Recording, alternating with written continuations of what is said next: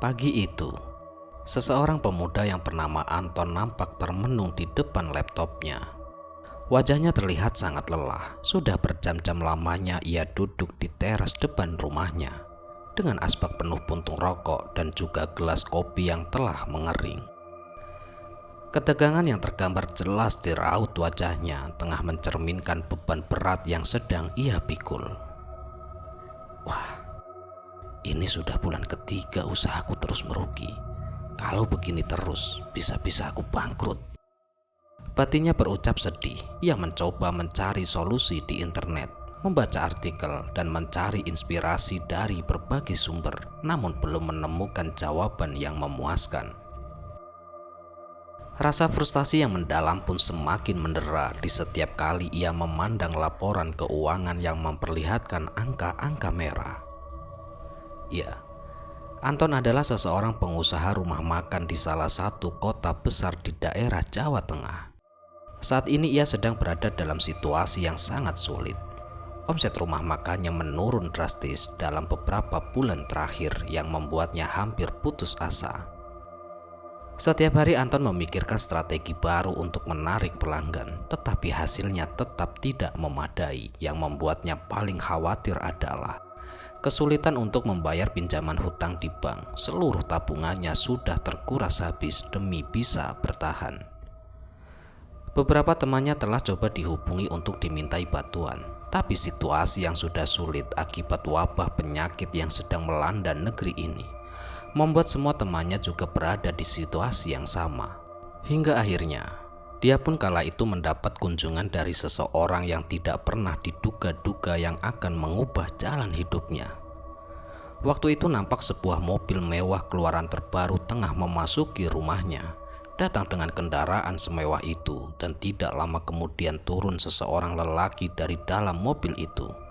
Sembari menjinjing sebuah tas kulit di tangan kanannya. Pria itu tampak elegan dengan penampilannya yang rapi dan percaya diri memancarkan aura kesuksesan. Anton pun kala itu memandangi pria tersebut dengan penuh rasa ingin tahu. "Hendri? Kamu Hendri kan? Ya Allah, aku sampai gak ngenalin kamu lagi loh," ucapnya takjub sembari memandangi Hendri yang kini tampak sangat jauh berbeda dari yang dulu pernah ia kenal.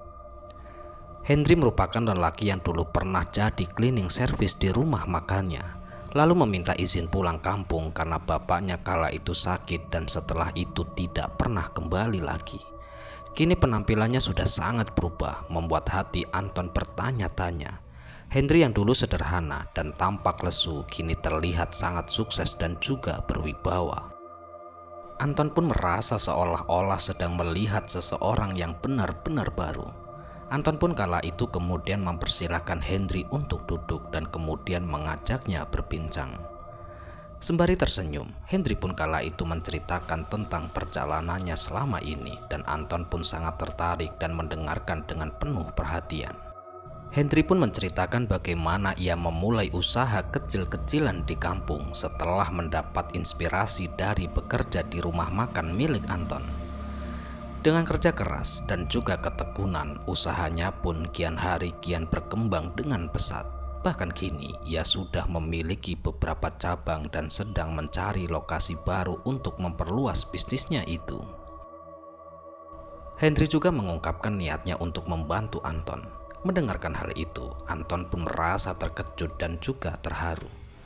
Hendri kemudian membuka tas kulitnya dan mengeluarkan sejumlah uang yang cukup banyak. "Ini untuk mengembalikan hutang yang dulu saya pinjam untuk berobat bapak saya dulu, Pak," ucap Hendri dengan tulus. Anton pun merasa sungkan dan mencoba menolak, tetapi Hendri tetap bersikeras. "Saya sangat berterima kasih atas bantuan bapak dulu, Pak. Tolong diterima, Pak. Ini adalah bentuk rasa terima kasih saya terhadap bapak," tambah Hendri lagi. Anton pun merasa sangat tersentuh oleh kebaikan Hendri dan mulai melihat secercah harapan di tengah-tengah kesulitan yang sedang ia hadapi. Hendri pun hanya tersenyum samar sembari merogoh sesuatu dari dalam tas kulitnya. Dari dalam tas itu ia mengeluarkan 10 kepok uang pecahan 100 ribuan. Anton yang sedang duduk santai di kursi kayu tua miliknya itu pun tiba-tiba terbelalak ketika melihat Hendri yang menyodorkan uang tersebut ke arahnya. Keheranan terpancar jelas di wajahnya. Menambah kekhawatirannya, Anton pun sangat terkejut dan bertanya dalam hati, mengapa uang sebanyak itu diberikan kepadanya dan untuk keperluan apa uang tersebut. Hendri tidak langsung menjawab. Ia menatap Anton dengan sorot mata penuh harapan, lalu mendorong tumpukan uang itu sedikit demi sedikit ke arah Anton. Hendri pun kala itu berharap agar Anton mau menerima uang itu sebagai bentuk pelunasan hutangnya dulu. Ia mengingatkan Anton tentang hutang yang pernah diberikan kepadanya dan betapa pentingnya uang itu pada waktu itu. Anton yang kala itu masih tidak percaya dengan apa yang ia lihat. Anton pun mengingatkan bahwa dulu ia hanya memberikan 2 juta dan sekarang jumlah uang yang diberikan jauh lebih besar. Rasanya tidak masuk akal bagi Anton bagaimana uang yang ia pinjamkan dulu bisa berubah menjadi jumlah yang begitu besar. Hendri dengan wajah tersenyum, kali ini dengan senyum yang tenang. Hendri pun menjelaskan bahwa uang 2 juta yang diberikan dulu telah menyelamatkan nyawa orang tuanya. Dan baginya nyawa orang tuanya jauh lebih berharga dari semua yang ia miliki. Hendri sangat berterima kasih atas bantuan Anton waktu itu dan berharap Anton bisa menerima uang itu sebagai tanda terima kasih. Dan Anton hanya bisa tertegun memandangi tumpukan uang yang kini berada di hadapannya. Ia merasa sangat terkejut dengan jumlah uang yang begitu besar dan tidak mampu menyembunyikan rasa terkejutnya. Anton pun berpikir bahwa uang sebanyak itu bukanlah jumlah yang bisa dianggap remeh. Hendri pun sepertinya mengerti apa yang ada dalam benak Anton. Hendri mengingatkan bahwa saat ini ia berada dalam kesulitan. Anton mau membantunya dan sekarang ia ingin membantu Anton. Mungkin itu uang tidak seberapa, tapi Hendri berharap bisa sedikit meringankan beban Anton. Anton masih merasa ragu dan bertanya-tanya di dalam hati. Apakah Hendri serius dengan pemberiannya? Dan Anton pun merasa bingung karena uang itu sangat banyak. Hendri pun dengan tegas menyatakan sekali lagi bahwa ia benar-benar serius, bahkan jika masih dirasa kurang, ia siap memberikan lebih banyak uang kepada Anton. Hendri berharap Anton bisa merasakan ketulusannya. Anton pun merasa sangat terharu dan bingung, ia tidak tahu harus berkata apa kepada Hendri. Hingga akhirnya, dengan perasaan campur aduk antara haru dan juga syukur, Anton pun kala itu menerima uang pemberian dari Hendri dan setelah itu mereka berdua pun tenggelam dalam obrolan nostalgia yang penuh dengan canda tawa. Di sela-sela obrolan mereka, Anton pun kala itu akhirnya memberanikan diri menanyakan satu hal yang sejak tadi ingin ia tanyakan. Namun masih terasa sungkan. Anton ingin tahu dari mana Hendri mendapatkan modal untuk membuka usaha. Karena setahunya modal yang dibutuhkan cukup besar dan Hendri pun kala itu tersenyum. Sepertinya ia sudah menduga bahwa pertanyaan itu akan muncul. Ia kemudian melihat sekelilingnya, memastikan tidak ada orang yang mendengarkan, lalu menjelaskan bahwa ia mendapatkan harta karun. Hendri berharap Anton mengerti bahwa yang ia katakan adalah kebenaran.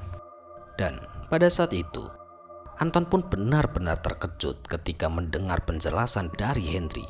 Anton merasa bingung dan menganggap bahwa Hendri tidak mau mengungkapkan sumber sebenarnya. Namun Anton berusaha menerima penjelasan itu dengan sikap yang lebih santai. Namun wajah Hendri tidak berubah, dia tetap serius dan ingin menegaskan bahwa penjelasannya adalah kebenaran. Hendri pun kemudian mengambil sesuatu lagi dari dalam tasnya dan kemudian menunjukkan kepada Anton. Sesuatu itu membuat Anton langsung tercengang. Hendri pun menunjukkan batangan emas dan beberapa lempengan koin yang juga berwarna keemasan. Anton sangat terkejut ketika melihat benda-benda itu. Ia merasa benar-benar barang itu sangat berharga dan bertanya-tanya di dalam hati dari mana Hendri mendapatkan semua itu. Anton tidak bisa menyembunyikan rasa kagumnya terhadap benda-benda tersebut. Kamu dapat dari mana semua ini? Ini loh harganya bisa ratusan juta loh. Anton berucap sembari terus memperhatikan benda-benda itu. Hendri pun kemudian menjelaskan bahwa semua itu adalah harta karun yang berasal dari Raja Jin yang ia temukan di sebuah goa. Kemudian ia menegaskan bahwa harta karun tersebut tidak memerlukan tumbal dan ia mendapatkannya secara gratis. Henry pun berharap Anton bisa mengerti bahwa apa yang ia katakan adalah kebenaran, meski terdengar tidak masuk akal. Anton pun hanya bisa melongo ketika mendengar penjelasan panjang lebar dari Henry. Apa yang dikatakan Henry terdengar seperti omong kosong. Namun semua barang-barang tersebut menjadi bukti nyata dan membuat Anton sedikit percaya. Henry kemudian berbicara lagi dengan suara setengah berbisik, menyampaikan bahwa Anton juga bisa mendapatkan hal yang sama. Jika ia mau, Henry pun berjanji akan memberitahukan caranya kepada Anton. Membuat tawaran itu dan terdengar semakin menggoda meski penuh misteri. Anton pun termenung dalam keheningan yang panjang. Semua kata-kata Henry berputar-putar di kepalanya, membuatnya tenggelam dalam pikirannya sendiri. Kebimbangan jelas tergambar di wajahnya. Di satu sisi Anton merasa skeptis dan belum sepenuhnya percaya akan semua yang diceritakan oleh Henry. Namun di sisi lain, kisah kesuksesan Henry dan bukti nyata yang diperlihatkan membuat hati Anton mulai tertarik. Dengan nada penuh pertimbangan, akhirnya Anton pun kala itu mengajukan pertanyaan penting yang mengandung keraguan. Sebelumnya saya mohon maaf. Kalau memang benar, pasti ini semua ada syaratnya kan? Dan pasti ada resikonya. Kan nggak mungkin semua itu benar-benar gratis. Begitulah kata Anton. Henry pun yang mendengar ucapan itu pun hanya tersenyum dengan tenang sebelum menjawab, mengakui bahwa memang ada beberapa syarat yang harus dipenuhi. Dan resiko yang harus dihadapi termasuk resiko yang paling menakutkan, yaitu nyawa mereka sendiri. Mendengar semua ini, Anton pun terperanjat dan spontan berteriak. Ia merasa tidak percaya bahwa hal semacam ini bisa melibatkan nyawa sendiri. Kemudian Henry dengan tenang melanjutkan menjelaskan bahwa meskipun resikonya besar, hasil yang didapat sangat sepadan. Ia memamerkan dirinya sebagai bukti nyata bahwa semua itu bisa tercapai jika petunjuk diikuti dengan benar. Henry pun menyampaikan keinginannya bahwa jika ia bisa melakukannya, maka Anton pasti bisa. Dengan sedikit dorongan dan juga keyakinan diri, Anton pun diam tenggelam dalam pikirannya dan juga penjelasan dari Henry sedikit banyak mulai membesarkan hatinya. Meskipun ia tetap merasa was-was, Henry pun dengan penuh kesabaran menambahkan bahwa niatnya murni untuk membantu Anton demi kelangsungan bisnisnya tanpa ada maksud yang tersembunyi. Anton pun masih dalam kebingungan, meminta Henry untuk menjelaskan lebih lanjut agar ia bisa membuat keputusan dengan yakin. Kemudian Henry pun mulai bercerita panjang kali lebar tentang awal mula ia menemukan jalan menuju harta karun yang disebut-sebut milik Raja Jin itu. Ia pun menjelaskan bagaimana pertemuan dengan sahabat ayahnya yang kaya raya memberikan petunjuk dan juga informasi tentang harta karun itu. Henry pun menceritakan bagaimana ia awalnya juga tidak percaya, namun karena desakan kebutuhan, akhirnya ia pun memutuskan untuk mencoba. Ia menggambarkan harta karun Raja Jin itu sebagai upeti yang diambil dari harta haram dari hasil merampok, maling, begal, judi, atau menipu yang diambil tanpa sepengetahuan pemiliknya. Mendengarkan hal ini, Anton pun mulai mengangguk-ngangguk, tanda bahwa ia mulai memahami jalan cerita yang disampaikan oleh Henry. Kemudian Henry pun melanjutkan ceritanya dengan penuh semangat, menggambarkan betapa besar jumlah harta karun yang dikumpulkan oleh Raja Jin dari masa lalu. Hingga kini ia bercerita tentang berbagai lokasi penyimpanan tersebut yang tersembunyi dan hanya bisa ditemukan dengan melakukan ritual atau lelaku tertentu karena lokasi yang tidak kasat mata. Anton pun yang semakin tertarik bertanya tentang cara mendapatkan harta karun tersebut. Henry pun menjelaskan bahwa ada dua macam rintangan yang harus dilalui. Rintangan yang pertama adalah menghadapi sesuatu yang paling ditakuti yang berbeda-beda bagi setiap orang. Yang kedua adalah sesuatu yang paling disukai atau disayangi yang justru menjadi rintangan paling berat. Henry pun menceritakan pengalamannya hampir saja gagal menghadapi rintangan ini. Setelah menjelaskan semua rintangan, Henry pun menggambarkan betapa melimpahnya harta karun yang bisa didapatkan. Namun dengan satu peringatan penting, harta karun tersebut hanya bisa diambil satu kali saja. Karena Raja Jin menandai siapa saja yang pernah masuk, dan selain itu, mereka pun harus keluar sebelum fajar menyingsing, karena jika gagal, maka nasib mereka akan berakhir dengan tragis. Henry pun mengakhiri ceritanya dengan pandangan penuh makna ke arah Anton. Sembari menghisap rokoknya perlahan-lahan, Anton pun yang sejak tadi hanya menyimak, kini tampak termenung dalam keheningan. Diam-diam dia mulai merasakan ketarikan dengan ajakan Henry yang tampaknya penuh dengan tantangan. Pikiran Anton pun berputar-putar menimbang dan menakar segala kemungkinan yang mungkin terjadi. Bayangan hasil yang akan didapat begitu menggugah semangatnya, memunculkan impian yang tampaknya begitu dekat di depan mata. Akan tetapi, di balik semua itu ada sebuah rintangan yang harus dihadapi, bukanlah hal yang mudah. Rintangan itu membutuhkan nyali yang sangat besar, keberanian yang tak bisa dianggap remeh, hati dan juga pikirannya berperang berkecamuk dilema yang seakan-akan tak berujung. Akhirnya, dorongan nafsu dan keinginan yang kuat berhasil mengalahkan akal sehat serta logika yang selama ini menjadi pegangannya. Setelah melalui pergulatan batin yang hebat, Anton pun akhirnya kala itu mengambil keputusan yang akan mengubah arah hidupnya. Ia pun menyatakan kesediaannya kepada Henry, menunjukkan tekad yang kuat untuk mengikuti ajakan tersebut. Mendengarkan hal itu, Henry pun menjelaskan dengan detail persiapan yang harus dilakukan. Ada beberapa lelaku dan juga ritual yang harus dijalani, yang semuanya membutuhkan waktu dan juga ketekunan. Henry dengan sabar menjelaskan bahwa Anton harus mulai dengan puasa mutih selama 3 hari. Kemudian dilanjut dengan puasa sehari semalam. Ritual-ritual tersebut terasa asing bagi Anton. Dengan rasa penasaran dia pun bertanya tentang lelaku yang harus dijalani, dan Henry pun menjawab dengan tenang, menjelaskan setiap detail yang diperlukan. Meskipun Anton merasa asing dengan hal-hal semacam itu, ia merasa tenang karena Henry berjanji untuk membantunya, dan sepanjang perjalanan bantuan Henry pun bukanlah hal yang sepele.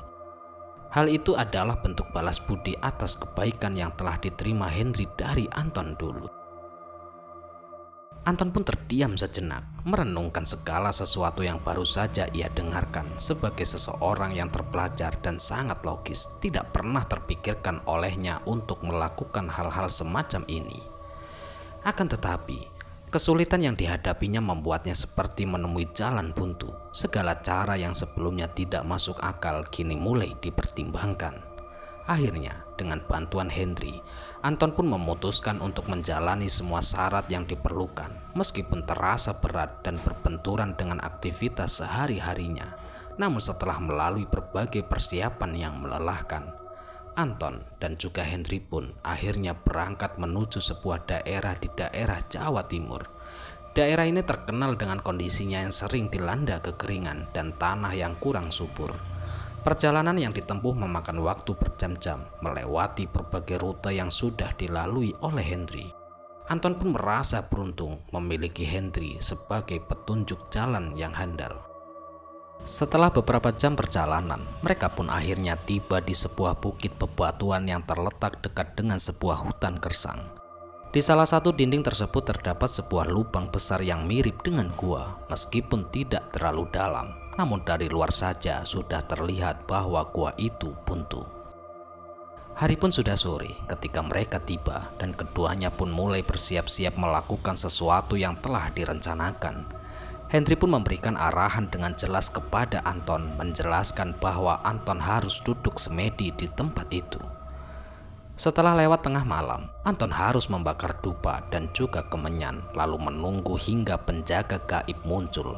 Anton pun memahami instruksi tersebut dan mulai menyiapkan barang-barang yang dibawanya. Dan saat malam hari tiba, Anton pun kemudian kala itu duduk bersila di atas tikar yang sudah dipersiapkan di hadapan tungku bakaran dupa dan juga kemenyan. Dia pun mencoba untuk fokus, berusaha menghilangkan rasa gugup dan juga takut yang mulai menyelimuti hatinya. Henry yang tengah duduk tidak jauh dari situ pun memperhatikan dengan serius setiap gerak-gerik Anton. Dukungan kecil dari Henry memberikan sedikit kekuatan mental bagi Anton.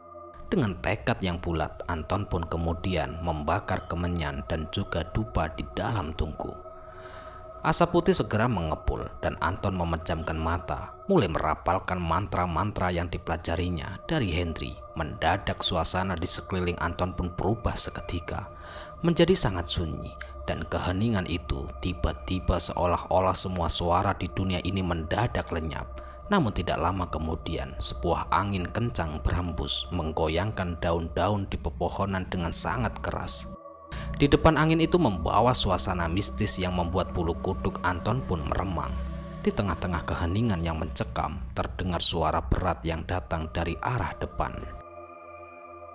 Suara itu bergema di udara, seolah-olah berasal dari kedalaman semesta yang paling jauh. Anton pun tersentak kaget dan langsung membuka matanya lebar-lebar. Tanpa ia sadari, di hadapannya kini tengah berdiri seseorang kakek-kakek dengan tubuh kerdil. Sosok kakek itu memiliki jenggot putih yang panjang dan juga lebat, serta tatapan tajam yang menusuk. Kakek tersebut berdiri dengan tangan sedekap, menatap Anton dengan penuh wibawa dan juga ketegasan. Anton pun merasa gemetar ketika melihat sosok kakek tersebut. Dengan suara bergetar, ia pun memperkenalkan diri dan meminta izin untuk memasuki gua yang ada di depan mereka. Kakek kerdil itu mendengar permintaan dari Anton dengan seksama, lalu menanyakan apakah Anton datang ke tempat itu atas keinginannya sendiri. Anton pun mengangguk dan mengiyakan pertanyaan tersebut. Dengan singkat namun tegas, setelah mendengar jawaban Anton, kakek kerdil itu pun memberikan izin dengan syarat waktu yang sangat terbatas. Anton kala itu hanya diperbolehkan berada di dalam gua sampai sebelum fajar menyingsing. Dengan langkah mantap, kakek kerdil itu pun bergerak menuju mulut goa, meninggalkan Anton yang masih tertegun. Anton pun kala itu melirik ke arah Hendry yang bersembunyi di balik sebuah batu besar. Hendry pun mengangguk memberikan kode, dan Anton pun segera mengikuti langkah kakek kerdil itu dengan ransel yang tergantung di punggungnya. Di depan mulut goa, suasana sangat gelap dan juga mengerikan. Namun ketika Anton melangkahkan kakinya masuk, tiba-tiba saja suasana di dalam gua berubah secara ajaib. Gua yang awalnya terlihat sempit dan juga gelap, kini tampak luas dan tidak berujung. Anton merasa kagum sekaligus takut ketika melihat perubahan tersebut. Dengan hati yang berdebar kencang, dia pun melangkahkan kaki masuk lebih dalam. Jantungnya berdetak tidak beraturan, seolah-olah ada sesuatu yang besar dan juga menakutkan menantinya di dalam gua itu.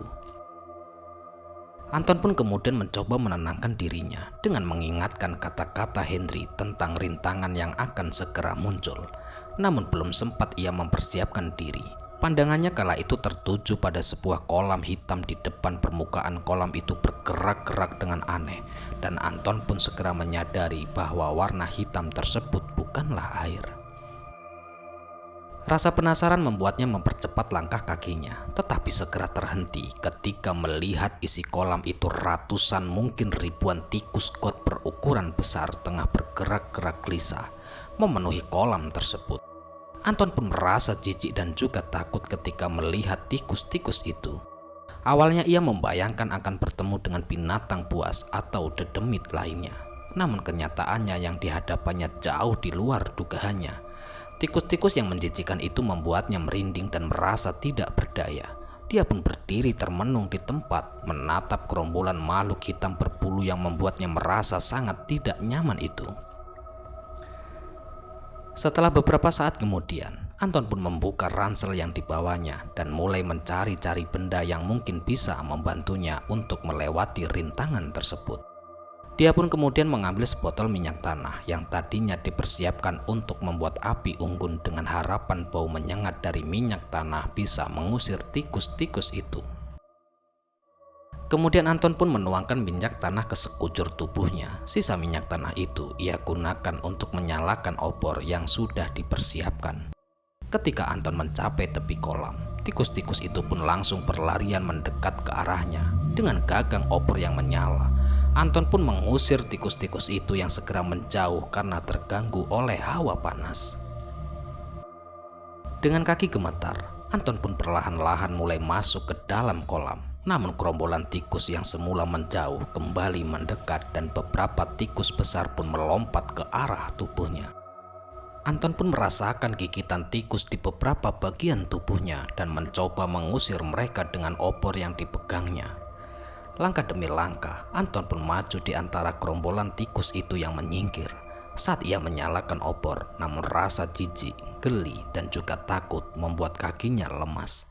Ketika tiba-tiba seekor tikus melompat ke wajahnya, Anton pun panik dan jatuh terjerat ratusan tikus langsung menghubungi tubuhnya, menggigit dan membuatnya menjerit kesakitan. Anton pun menjerit dengan keras, suaranya menggema di dalam gua yang sempit. Rasa sakit yang luar biasa membuatnya berguling-guling ke tanah.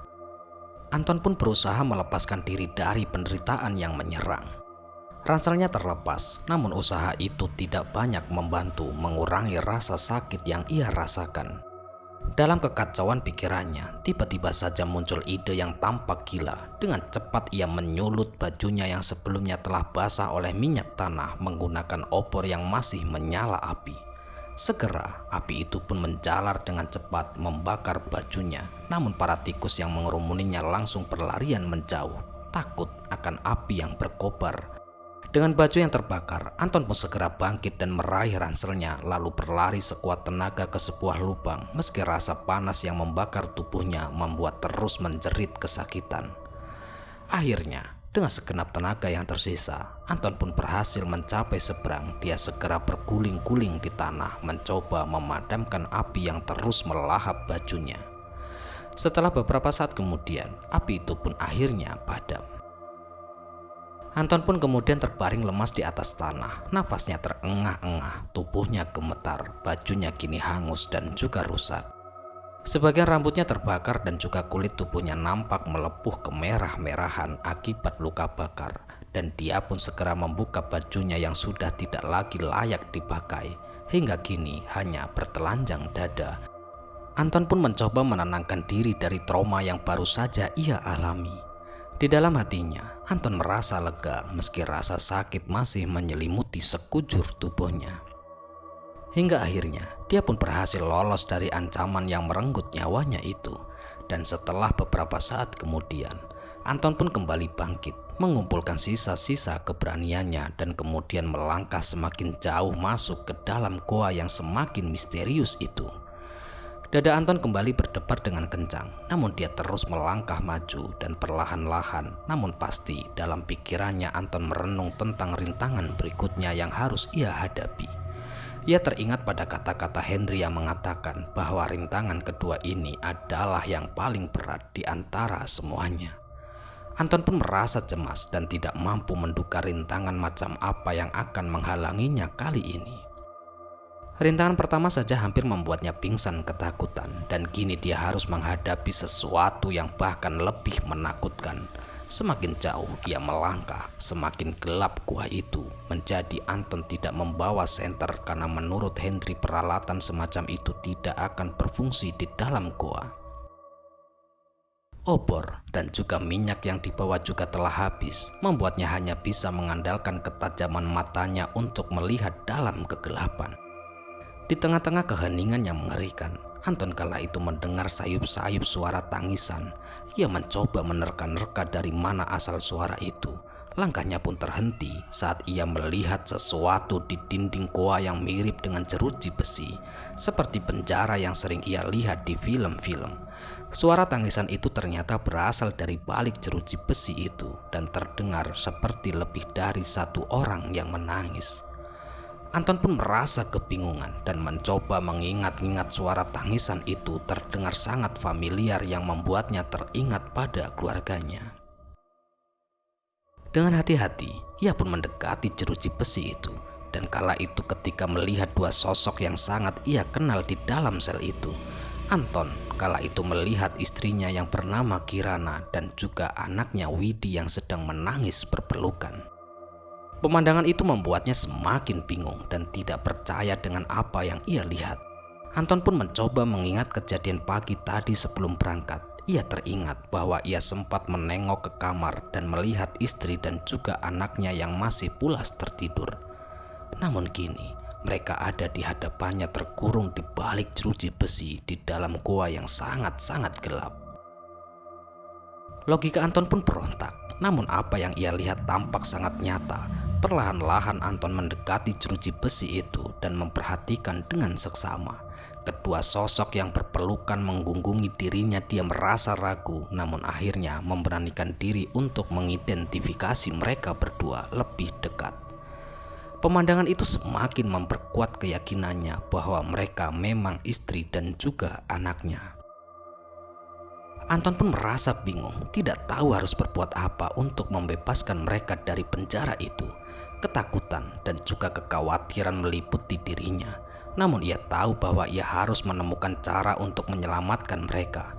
Anton pun secara refleks berusaha menarik-narik besi jeruji dengan segenap tenaganya. Meski demikian, besi-besi berkarat itu tampak tertancap sangat kuat di antara celah-celah batu yang kokoh. Usahanya pun sia-sia. Di setiap kali ia mencoba menarik besi itu, tetap tak bergeming. Frustasi mulai merayap dalam pikirannya. Rasa panik yang dirasakan Anton pun semakin kuat ketika upayanya gagal. Ia menyadari bahwa kekuatannya tidak cukup untuk membebaskan keluarganya dari penjara besi itu.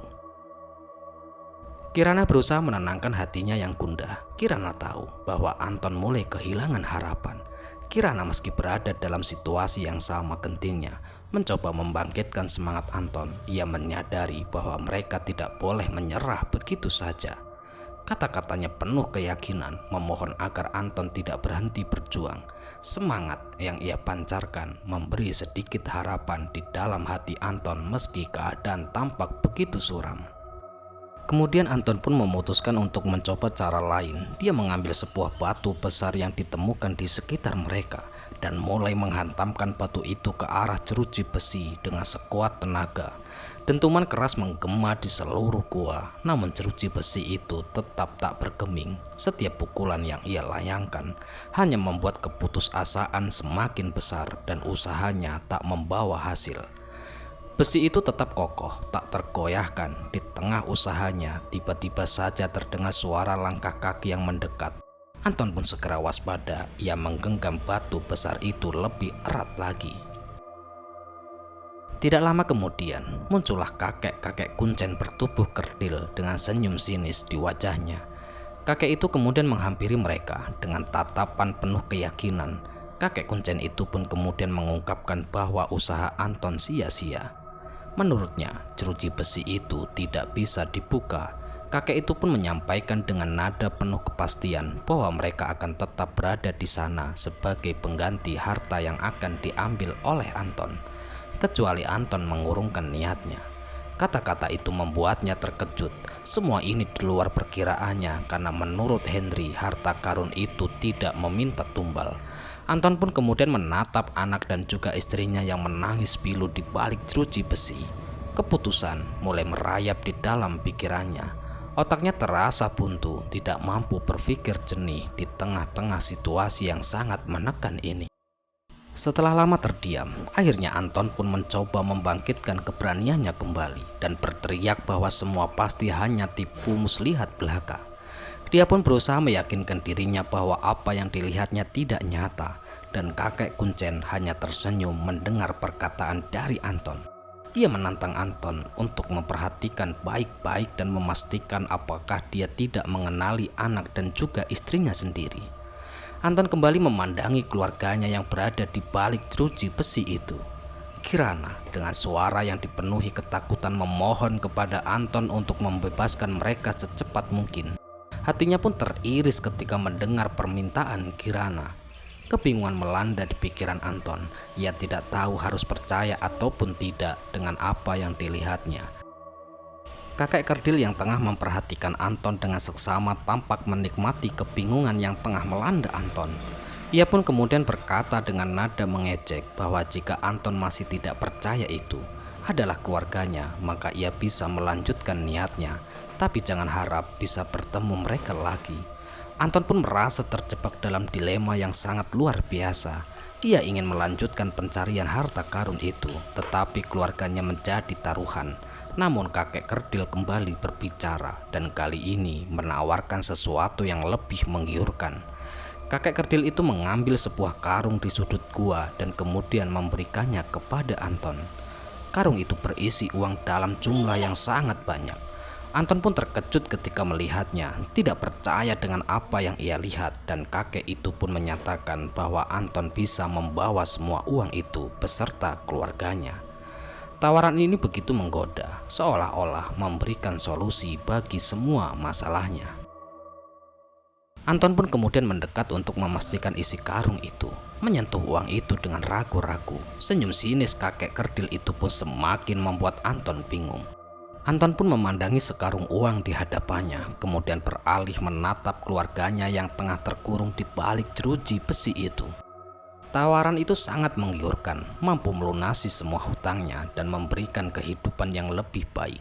Namun logika berpikir Antoni mulai bekerja. Dia harus memastikan apakah semua ini nyata atau hanya ilusi. Ia pun harus membuat keputusan yang tepat demi keluarganya. Dan pada akhirnya Anton pun meminta izin kepada kakek kerdil itu untuk berbicara terlebih dahulu dengan keluarganya. Kakek itu pun memberikan izin meski dengan waktu yang sangat terbatas. Anton pun berharap bisa menemukan kebenaran dan membuat keputusan yang benar demi keselamatan keluarganya. Anton pun melangkah dengan tergesa-gesa menuju ke keluarganya, memendam tekad yang sangat kuat di hatinya. Saat berada di depan mereka, dia pun kemudian menunjukkan sebuah luka memanjang di kakinya, mengingatkan pada luka yang dideritanya 3 tahun lalu akibat kecelakaan mobil. Dengan nada yang sangat tegas, dia pun mengajukan pertanyaan yang menggantung di udara, seolah-olah jawaban yang menghuni di hati keluarganya. Pertanyaan Anton pun mengejutkan keluarganya. Istrinya dengan nada cemas meminta agar Anton segera membebaskan mereka dari kurungan itu. Di sisi lain, putrinya Widi tidak bisa menahan kesabaran dan terus mengguncang-guncang jeruji besi itu, memohon agar mereka segera dikeluarkan. Namun Anton tetap bersikeras ingin mengetahui asal-usul bekas luka di kakinya. Keluarganya pun hanya bisa terdiam, menatap Anton dengan tatapan berubah dari memelas menjadi tajam, penuh tanda tanya, melihat reaksi mereka. Anton pun tersenyum sinis. Tanpa ragu dia pun menghampiri kakeknya yang sudah menunggu dengan harapan penuh keyakinan. Kemudian Anton pun melangkah penuh dengan percaya diri, merasakan kebanggaan di dalam dirinya yang baru saja mengatasi tantangan besar, namun perjalanannya belum berakhir. Di hadapannya kini tengah berdiri sebuah pintu besi besar dan juga kokoh yang tampak mustahil untuk dibuka. Awalnya keraguan menyelimuti hatinya, namun dengan tekad yang sangat kuat, ia mendorong pintu itu.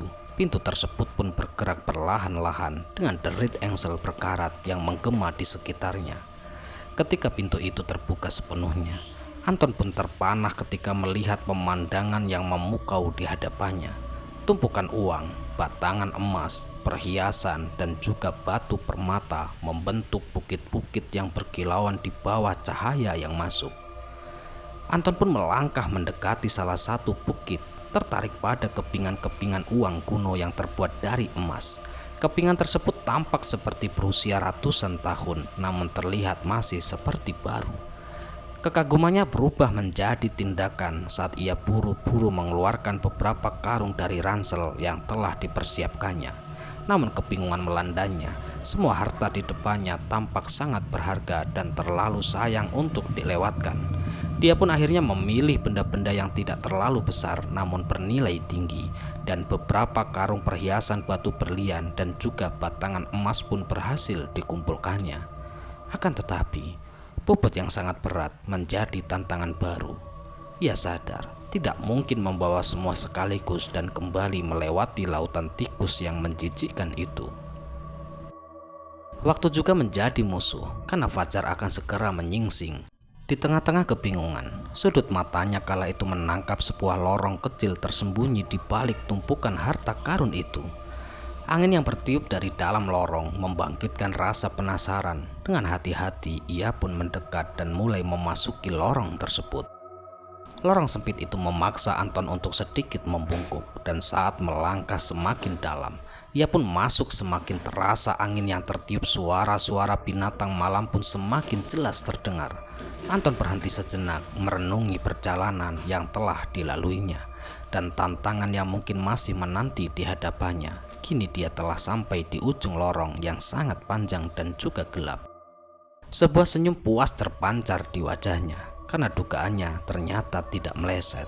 Lorong tersebut benar-benar menjadi jalan pintas yang membawanya keluar dari gua, penuh harta karun, meskipun dia menghadapi sedikit kesulitan saat hendak keluar dari lubang yang sempit. Dengan sedikit usaha ekstra, akhirnya dia pun berhasil juga. Saat memeriksa sekeliling, dia menyadari bahwa posisinya tidak terlalu jauh dari mulut gua tempat ia masuk pertama kali. Dari kejauhan, kala itu ia bisa melihat Henry yang tampak bersembunyi di balik sebuah batu besar. Henry yang terkejut melihat Anton datang dari arah yang tidak terduga, segera bertanya dengan nada heran tentang bagaimana Anton bisa berada di tempat itu. Anton dengan nada senang pun menjelaskan bahwa ia telah menemukan jalan pintas yang tak diketahui sebelumnya. Henry yang tak menyangka adanya jalan pintas itu pun segera mengajukan pertanyaan lebih lanjut tentang keberhasilan Anton dalam mengumpulkan harta karun yang dicari-cari Anton. Anton pun menjawab dengan semangat mengatakan bahwa harta karun yang ditemukan jumlahnya sangat banyak hingga ia sendiri bingung untuk memilih apa yang akan dibawa keluar. Namun kebingungan Anton mengenai cara membawa harta karun itu akhirnya segera diatasi oleh Henry yang memberikan solusi praktis. Henry pun menyarankan agar Anton mengoper harta karun itu satu persatu melalui lubang sempit, sementara ia akan membantu menerima dari luar. Tanpa membuang waktu, Anton pun setuju dengan rencana tersebut dan mereka berdua pun bekerja sama meski medan yang sulit membuat proses pemindahan harta karun tersebut memakan banyak waktu. Mereka pun terus berusaha dengan gigih. Seiring berjalannya waktu menjelang pagi, mereka hampir menyelesaikan tugas berat mereka. Akan tetapi, di saat-saat terakhir ketika Anton tengah berada di dalam lorong sempit itu, sebuah kejadian tak terduga pun terjadi. Henry dengan wajah sinis tiba-tiba kala itu mengambil batu dan kemudian menghantamkannya ke kepala Anton. Anton pun terpelanting masuk kembali ke dalam lorong. Kepalanya berdarah dan rasa sakit yang luar biasa menyergapnya. Dalam keadaan bingung dan kesakitan, Anton pun bertanya tentang apa yang terjadi. Henry yang kini menunjukkan wajah bengis mengungkapkan niat liciknya. "Maaf Pak, sebenarnya semua harta karun ini minta tumbal dan Bapak adalah tumbalnya," jawabnya sembari tersenyum licik. Henry pun menceritakan bahwa sebelumnya ia telah gagal, namun kakek kuncen itu pun menawarkan agar ia bisa tetap hidup dan membawa harta karun dengan syarat harus membawa orang lain sebagai pengganti. Yang datang secara sukarela tanpa paksaan, dan kemudian kuncen itu pun berjanji dari setiap tumbal yang dibawa maka harta karun Henry akan semakin bertambah. Namun bila berhenti memberikan tumbal, maka semua hartanya pun akan musnah dan Henry pun akan mati. "Bapak adalah orang ketiga yang sudah saya bawa ke sini, Pak. Ingat, Reza dan juga Dion. Dulu mereka karyawan Bapak juga, mereka sudah saya tumbalkan lebih dulu.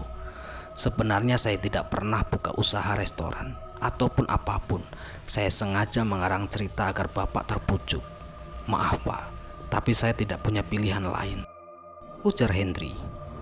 Anton pun yang mendengar dengan rasa tidak percaya dan kemarahan yang memuncak pun mencoba memahami situasi yang dihadapinya. Setelah menceritakan semuanya, Henry pun menutup lubang dengan batu besar, meninggalkan Anton yang terluka dan terperangkap di dalam gua. Anton yang marah dan juga kesal pun berusaha untuk menggeser batu itu, namun usahanya sia-sia. Dengan rasa sakit di kepalanya, dia pun mundur kembali ke ruangan harta karun. Dalam keputusasaan, ia mencoba mencari jalan keluar. Namun tanpa hasil. Ketika ia mencoba mendekati pintu besi yang ada di ruangan itu pun terdengar suara menggeram yang membuatnya mundur ketakutan. Anton meringkuk di balik tumpukan harta karun, berharap suara mengerikan itu akan hilang.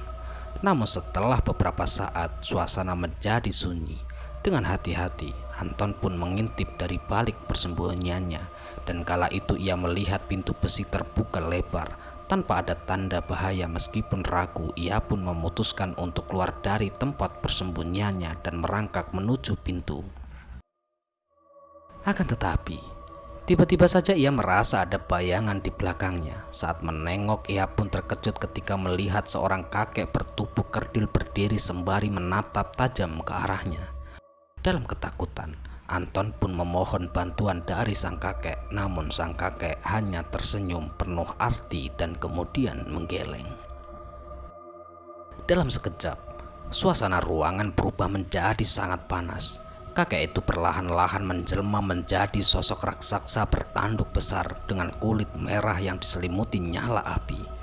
Sang Raja Jin dengan satu tangannya mencengkram tubuh Anton dan mengangkatnya tinggi-tinggi.